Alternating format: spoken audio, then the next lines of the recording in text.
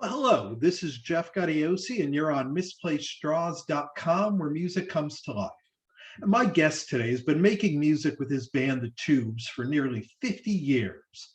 They're about to go back on the road, bringing their legendary stage show across the country. He also recently released his first solo record in over 20 years called Waybill Rides Again. Please welcome the one and only Waybill. Welcome, Fee.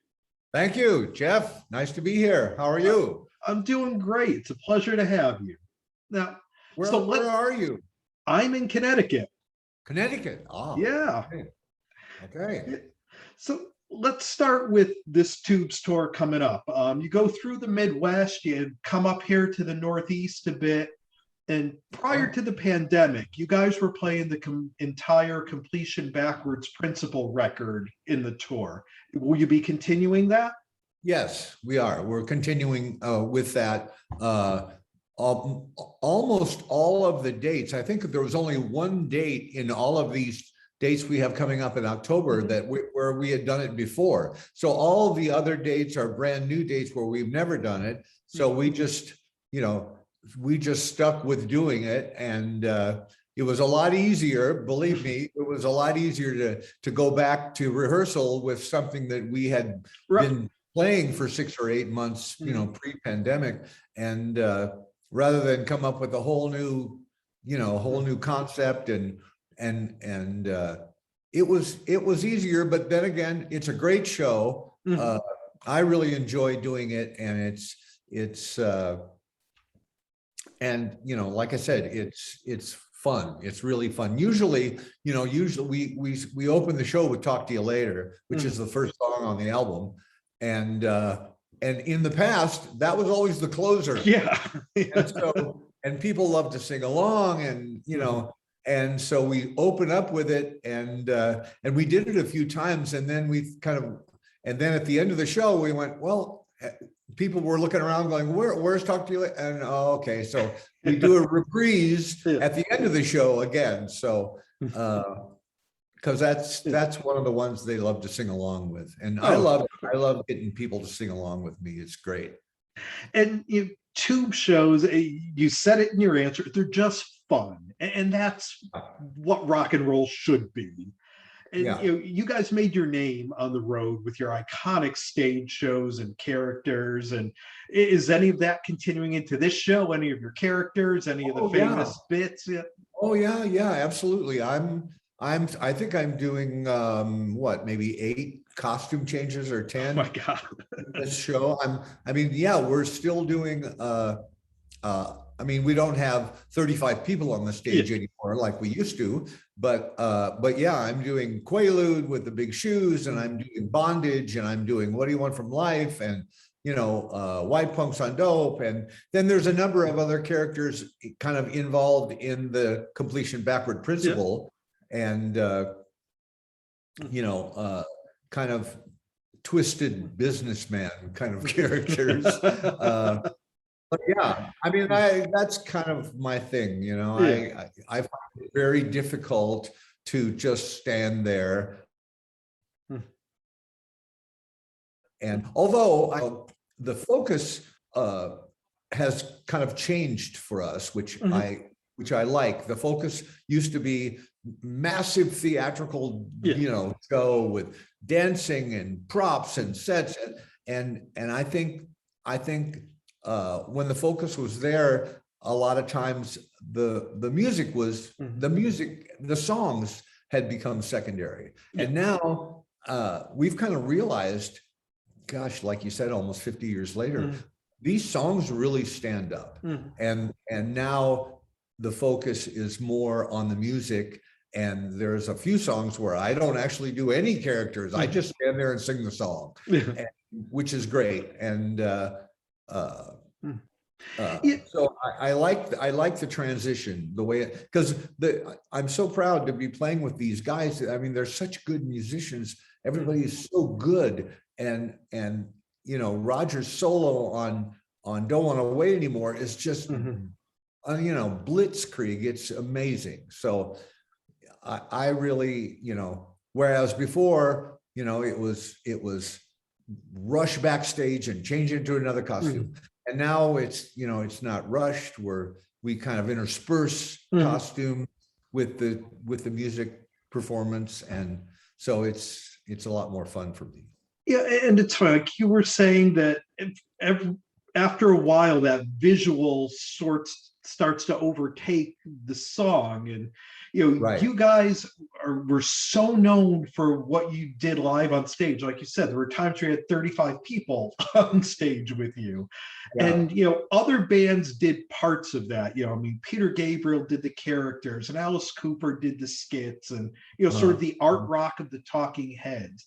But do you feel that the Tubes never quite got their due for those great songs because everyone was so focused on the visual? I do. Yeah, absolutely. I do. And I think we're getting it now though, because they still stand up. These songs stand up, and we're still out there and, doing this. And, a lot of bands aren't. A lot of bands can't say that, oh, their songs held up for 40 years and everybody wants to still come and see them. And so I think finally, we're getting, the due that we, like you said, was maybe overshadowed by Dog and Pony Show, Well, I think one thing that's really important for people to know when they go to see the Tubes is that you're going to see the Tubes. It's you, it's Prairie Prince, it's Roger Steen, Rick Anderson, David Med, who's been with you guys for years. This isn't, one guy and a bunch of other people. And I think as you were saying, with a lot of bands, they don't even have that. People are seeing the band when they go to see you. Yeah, you're right. That's the way it's always been. I mean, we're really fortunate to have 4 out of 5 original members. And I mean, originally it was a 7-man band, and we broke up for a while. We just got burned out on just traveling and the bus, 8 months a year, 9 months a year on a bus. And I just couldn't take it. And then when we got back together, a couple of guys had dropped out. Mike Cotton moved to New York, and he's become a graphic set designer. And Bill got remarried, and his second wife doesn't want him to go on the road. And, happy life, happy ride, happy wife, happy life. And so he's actually teaching in up in Northern California. So great. Yeah, so we're lucky. We're lucky to still be healthy and have hair. Great. And, I mentioned also that you have a solo record that came out last year, your first one since 1996. The Tubes also haven't had any studio material in about the same amount of time. But along with the amazing Richard Marx, you've written just a ton of songs over the years. Why haven't you or the Tubes recorded before now? Good question. Well, in terms of me and Richard, we started this project, Fee Waybill Rides Again, back in 2015 or 14, and we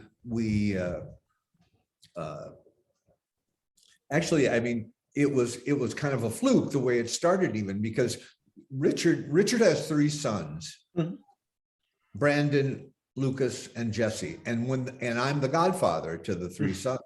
And when the boys were young, every year we used to take a boys' trip. I would fly back to Chicago, and he lived kind of north of Chicago, Highland Park area, and we would take a boy, and we would go to Minocqua, Wisconsin, which is way up in the northern edge of Wisconsin. And his dad had a cabin there. They had a little cabin, and 2-bedroom, tiny little cabin on a lake.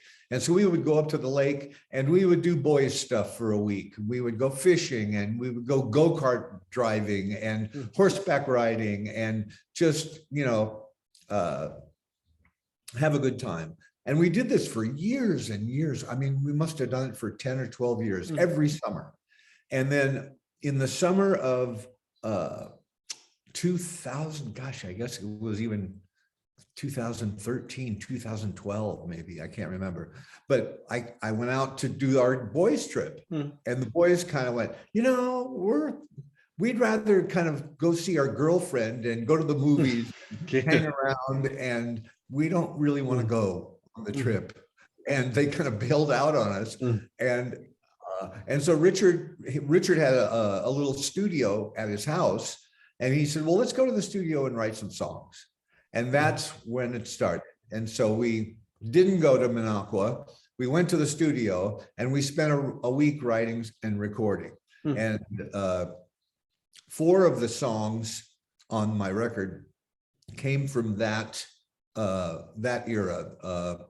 Faker, How Dare You, Promised Land, and Woulda, Coulda, Shoulda. We started writing those 4 songs and recording there in the studio. And Richard's kids played on some tracks, and Richard played, obviously, and I did vocals, and then kind of on and off over the next 6 years, we did little snippets. We would have some time and we would go in and we do another track, or we'd go in and do an overdub, or we'd go in and do more vocals or something. And it took, so it took like seven years of continuing that. And it all, we just, during that time, we were both, we were touring and he was touring. And there was just so many other things happening that until the summer of 2019, we just had pieces, little pieces here and there in the can. And Richard moved to California. That's what changed everything. He moved to California. And he said, okay, well, let's finish this. Okay, let's just set aside 3 or 4 weeks and finish it. And that's what we did. And we finished a couple of songs like Say Goodbye, I had written for him to put on one of his records. And he had so damn many ballads, he didn't need another ballad, and it kept getting back to the next record. Oh, I'll do it on the next record. I'll do it on the next record. And and I always loved the song. And Elizabeth, my wife, I would play the song on my computer, and she would come in crying, "Oh, that's such a beautiful song." And I went, "Yeah, I love that song." And so I said, "Okay, Richard, you're not doing it, so I want to do it." So we included that song. And then there was another song, Still You on the Inside, was a song that Richard had written that I didn't write. All the other songs, I wrote the lyrics, Richard wrote the music. And that song he had written with Chad Kroeger from Nickelback. But they had written it to submit to a Daughtry album. and Daughtry didn't want to do it. He always sends me, whatever he's writing, whether it's for us or for him or for somebody else, he always sends me the track, and I love that song. And I said, I want to do that. I want to add Still You on the Inside. I don't care if it's not my song. I love that song. And Richard said, he goes, yeah, that's a tough song. Chad's a great singer. You think you can beat his vocal? And I said, no, probably not. Really a great singer. I said, but I'll do my version. I still want to do it. I'll do my version of this. So we did that, and we added that album, that song. And then there was another track. Richard sent me a track, and he goes, this track is really great and I really like it. And I don't remember what it was called. I don't remember it. I don't know if you've ever written lyrics for it, or I just don't remember it. It was, whatever, years ago. And so I didn't remember it either. And so on my computer, I have a folder with all my lyrics. And so I have the audio track on the computer, and I start trying to match the audio with the lyric phrasing. And I would like bring up A. And then I'd play the track and I'd read the lyrics along and see if it fit, the phrasing fit in the spaces, or in the melody line. And I got all the way to M. I found it. And when I got to M, I saw Man of the World. And okay, that's the song. So I matched it up and then we went. So anyway, it all came, years and years it took to put it all, the pieces together. And finally, like I said, in the summer of 2019, we said, let's just do it. Let's. And so we did it. We finished all the vocals here in LA, and Richard sang a lot of background vocals. And then we got it. We have, he has been using this young kid in Chicago, Matt Prock, his name is, and he's an engineer, and we had him master the record after we got it all done. And then we were coming up ready to be done and release, coming up in like January, February of 2020. And yep. And then I don't need to say. Yeah. And we went, oh God, what now? What? And then I thought, no, let's wait. And then we thought, no, we don't. This could be a long time. We don't know we had no information. So finally, we just said, okay, well,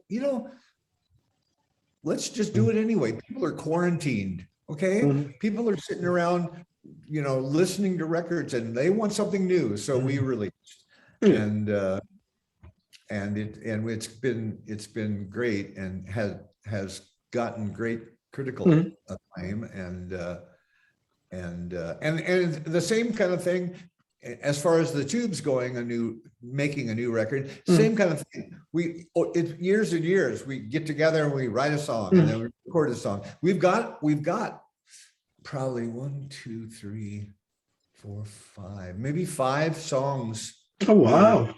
That are partially finished. That have tracks and instruments and lyrics and vocals, and so that once again, it's just time. And the problem is, I live in LA, and everybody else lives in Northern California, either in San Francisco or in the East Bay or someplace.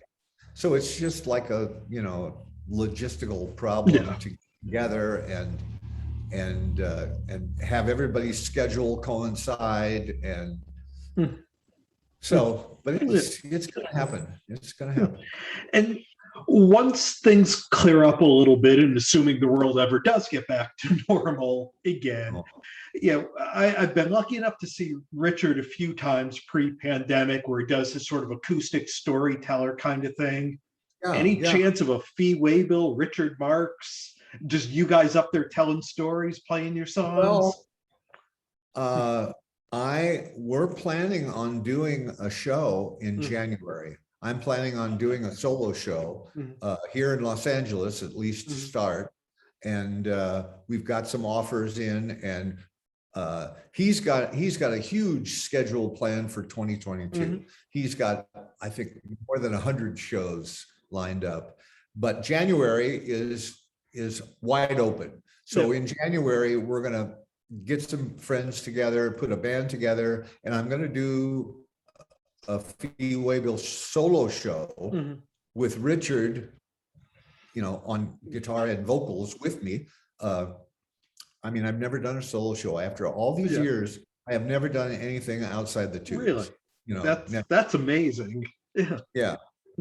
Only acting gigs. I mean, I do the Summer Stock Theater in Michigan, the Barn Theater, which I've been working at on, acting only. Well, yeah, we do musicals. I mean, I've done Rocky Horror Show for about, gosh, 100 times, playing Frankfurter. Yeah. And I've done Spam-A-Lot, the Eric Oh, really? Idle Monty Yeah. Python musical, which is a great.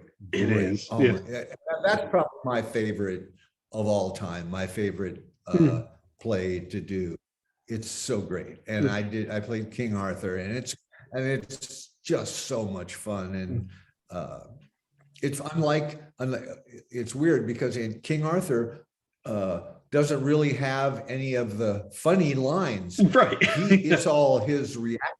Right. You have to be funny the emotion and the reaction. Yeah.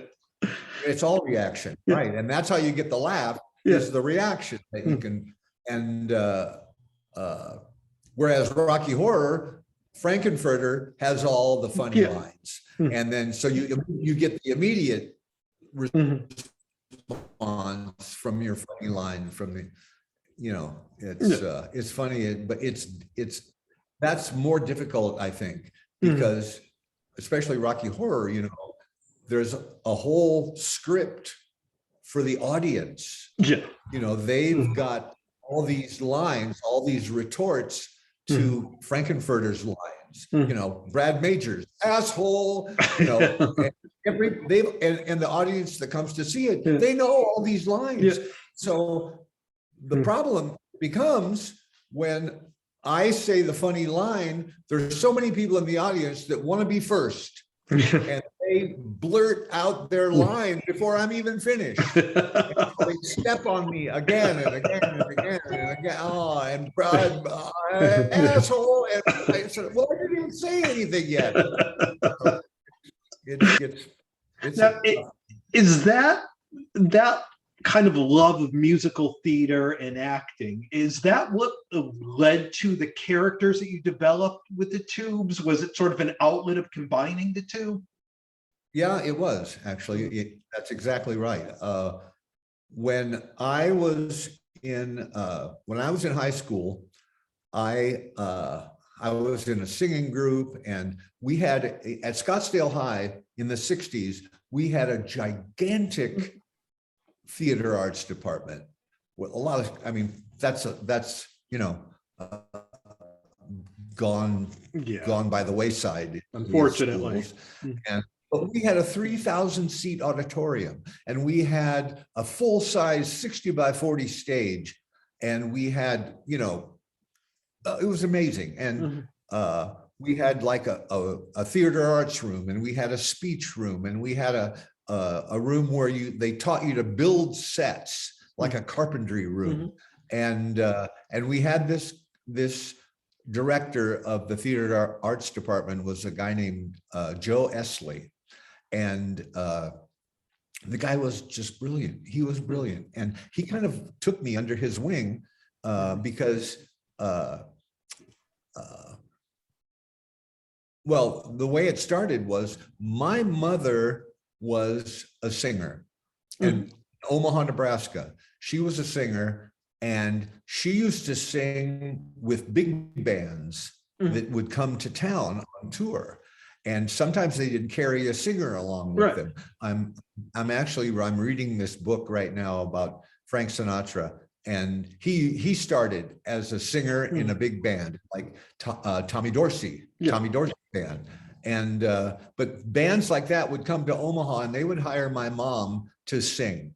And then, then she got married and she had kids, and then we ended up moving from Omaha to Scottsdale, Arizona when I was about 5 or 6. And but the love of singing was still there. And so, and she loved Broadway musical soundtracks.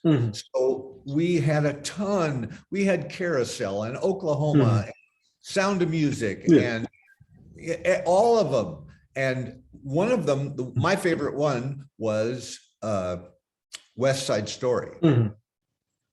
And when I was a freshman in high school, they had a group called the Scottsdale Singers, and it was a really famous it was a choral. It was a choral group of about 40 people, 40 men and women. And we would go to all these, they would go to all these state competitions for chorals, for choruses, and they would win every year. They were like the big time singing in Phoenix, Arizona, Phoenix area.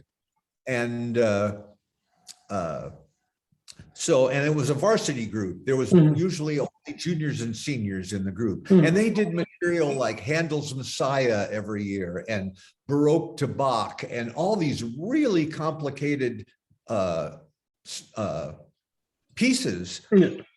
And so I wanted to be in the group, and I wanted, and so you had to audition to get into the group. And the summer before my freshman year at Scottsdale High, I auditioned for this cast of, there was Joe Esley, and then there was the guy that ran the freshman version, Debs Valentine was his name. And so I auditioned and I sang Maria from West Side Story because I had it at home and we had listened to it a billion times. And we used to walk around the house singing all the time, my mother and I. And it really kind of never rubbed off on my brother or sister, but I mean, we sang so much that my dad had to invoke a rule: no singing at the dinner table. So we'd be sitting down and singing Maria, and no, stop, dinner, no singing. So I sang Maria as an audition for my freshman year, and they put me straight into the varsity chorus, straight into the Scottsdale Singers. And I was the first person, man or woman, that ever, as a freshman, got put into the Scottsdale Singers. And so this guy, Joe Esley, kind of took, he said, man, you're something else, and you've got a great voice, this, and then he would give me solos, and he would give me all these great, and the other, the rest of them didn't like me a whole lot because I was a kid getting the good parts. But he also directed all these plays. So every year we would do like 3 Broadway musicals every year. We did, Sound of Music. We did Music Man. we usually do 2 musicals and 1 drama. And like I did Cyrano de Bergerac. And that was pretty weird. And a bunch of different plays all through high school. And so that training, that acting training, and then I went to Arizona State University. I decided, I don't want to be a musical comedy kind of actor. I want to be serious. I want to do Shakespeare, and I want to do Ibsen and Chekhov and these really heavy dramas. And so that background, when that kind of spawned the whole, theatric kind of aspect of the band. And Prairie was an artist, and so Prairie and Mike they created all of our album covers and photographs and sets, and everything that we did, we pretty much did ourselves. It was all part of our history, our background. Amazing. I mean, it's so cool hearing the background of all of this. I can't tell you. We've been spending some time here with the one and only Fee Waybill. The Tubes are about to hit the road again, coming through the Midwest, up to the Northeast, going down south a bit. And we're playing New York City. We're playing down the road from you. We're playing the La Poussin Rouge in New York City. And we're playing New Bedford. Yep, you're coming up to Massachusetts as well. Not too far from you either. And then up toward the Boston area, but all around the Northeast. Yep. And again, the solo record is Fee Waybill Rides Again.